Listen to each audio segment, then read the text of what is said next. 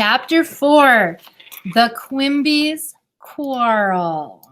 I hope you're enjoying this book. It's a funny one. There's also a movie out there if you have Netflix or I can't remember what it's on, but it's Ramona and Beezus. And it is pretty funny, but all right, so here's a little image.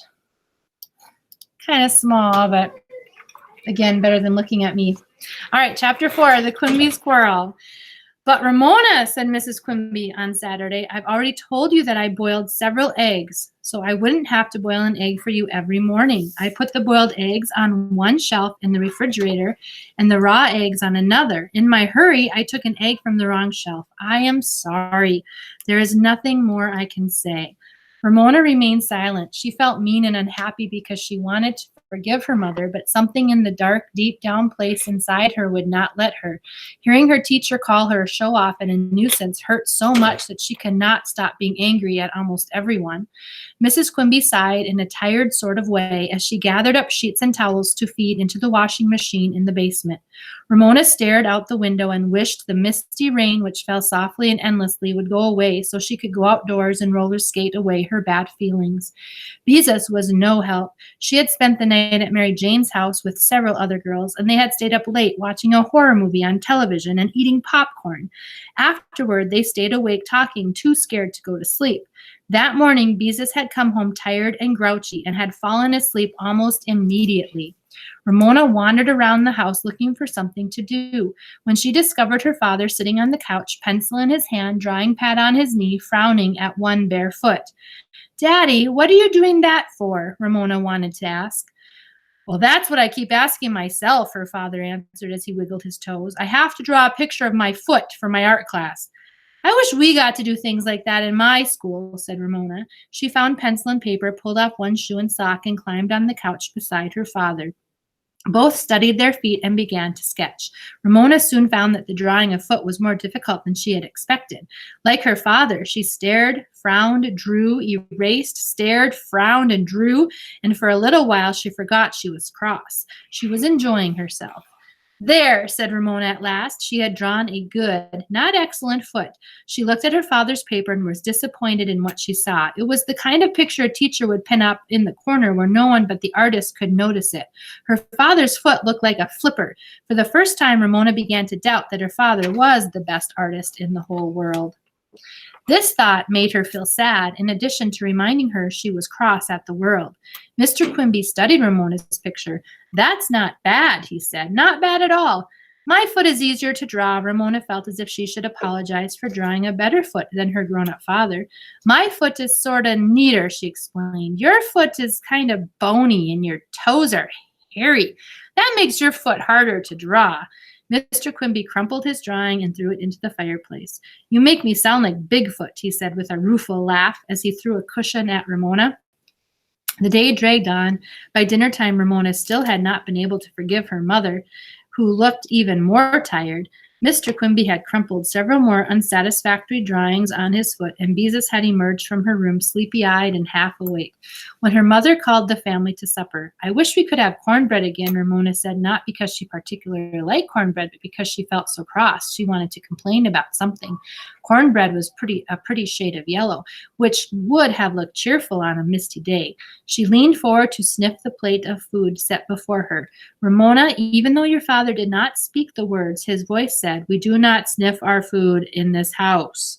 Ramona sat up. Broccoli and baked potato, both easy to eat. Pot roast. Ramona leaned closer to examine her meat. She could not find one bit of fat, and there was only a bit of gravy poured over her serving. Good. Ramona refused even the tiniest bit of fat. She did not like the slippery, squishy feeling in her mouth. Oh, delicious, remarked Mr. Quimby, who did not feel he had to inspect his food before eating. Nice and tender, said Beezus, beginning to cheer up after her hard night. Ramona seized her fork, speared her knife to her plate, and began to saw with her knife. Ramona, try to hold your fork properly, said her father. Don't grip it with your fist. A fork is not a dagger. With a small sigh, Ramona changed her hold on her fork. Grown-ups never remembered the difficulty of cutting meat when one's elbows were so far below the tabletop. She succeeded in cutting a bit of her meat away as her parents thought proper. It was unnecessarily tender and not the very least bit stringy like some pot roasts her mother had prepared. prepared.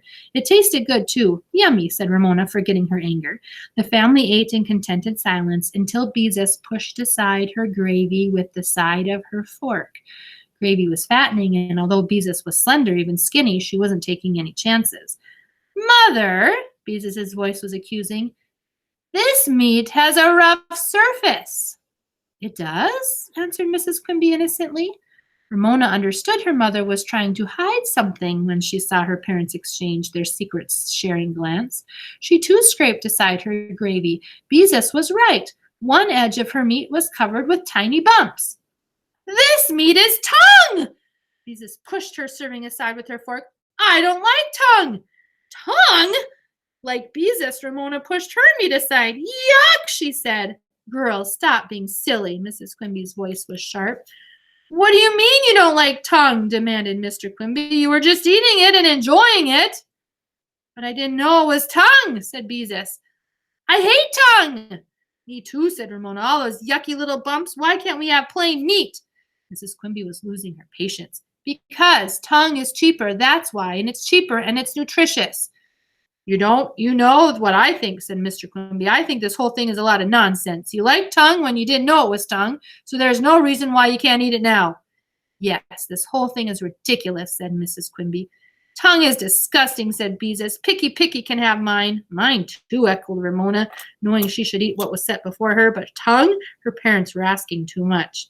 The meal continued in silence, the girls guilty by defiant, the parents unrelenting. When Mr. Quimby finished his serving of tongue, he helped himself from Ramona's plate. Picky, purring like a rusty motor, walked into the dining room and rubbed against the legs to remind the family that he should eat too. I wonder, said Mrs. Quimby, why we named the cat Picky. She and Mr. Quimby looked at one another and only partly suppressed their laughter. The girls exchanged sulky glances. Parents should not laugh at their children. Beezus silently cleared the table. Mrs. Quimby served applesauce and oatmeal cookies while Mr. Quimby talked about his work as Santa's little helper in the frozen food warehouse. He told how snow fell inside the warehouse door when someone opened it and let in warm air. He talked about a man who had to break icicles from his mustache when he left the warehouse. Snow indoors, icicles on a mustache. Ramona was full of questions that she would not let herself ask. Maybe working at Santa's little helper wasn't as much fun as she had thought. I'll tell you what, said Mr. Quimby to Mrs. Quimby when the last cookie crumb had been eaten. You need a rest. Tomorrow the girls can get dinner and you can take it easy. Good idea, said Mrs. Quimby. Sometimes I do get tired of cooking. But I'm supposed to go to Mary Jane's tomorrow, protested Beezus. Call her up and tell her you can't come. Mr. Quimby was both cheerful and heartless. That's not fair, said Beezus. Tell me why it's not fair, said Mr. Quimby. When Beezus had no answer, Ramona understood their plight was serious. When their father behaved this way, he never changed his mind. But I don't know how to cook, Ramona protested. Except Jell-O and French toast. Nonsense, said Mrs. Quimby. You are in the 3rd grade and you can read. Anyone who can read can cook. What'll we cook? Beezus had to accept the fact that she and Ramona had no way out. The same things I cook, said her mother. Whatever I have bought on special, that you can find in the refrigerator. And cornbread, Mr. Quimby, his face serious but his eyes amused. I expect to be served cornbread. That evening, after dishes had been put away, Picky was polishing gravy from his whiskers, and their parents were watching in the evening news on television. Ramona marched into Beezus's room and shut the door. It's all your fault, she informed her sister, who was lying on the bed with a book. Why didn't you keep still?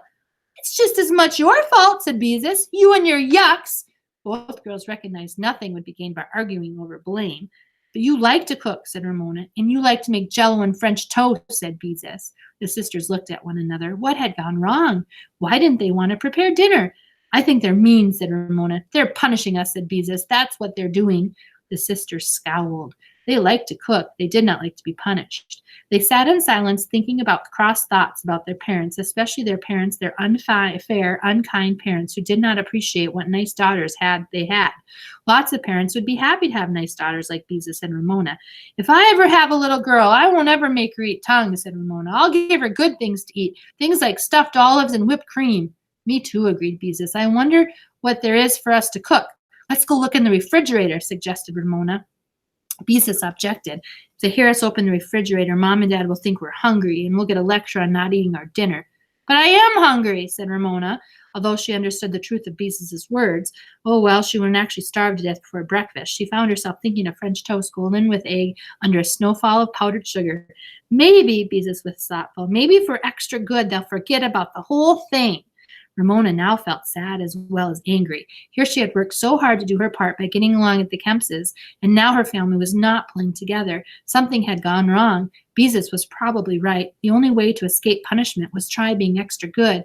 Okay, Ramona agreed, but her voice was gloomy. What a dismal thought, being extra good. But it was better than allowing their parents to punish them. Ramona went to her own room, where she curled up on her bed with a book. She wished something nice would happen to her mother and father, something that would help them forget the scene at the dinner table. She wished her father would succeed in drawing a perfect foot, the sort of foot his teacher would want to hang in the front of the room above the middle of the back blackboard. Maybe a perfect foot would make him happy. And her mother, maybe if Ramona could forgive her for not boiling that egg, she would be happy. In her heart, Ramona had forgiven her, and she was sorry. She had been so cross with her mother. She longed to go tell her, but now she could not when she was being punished.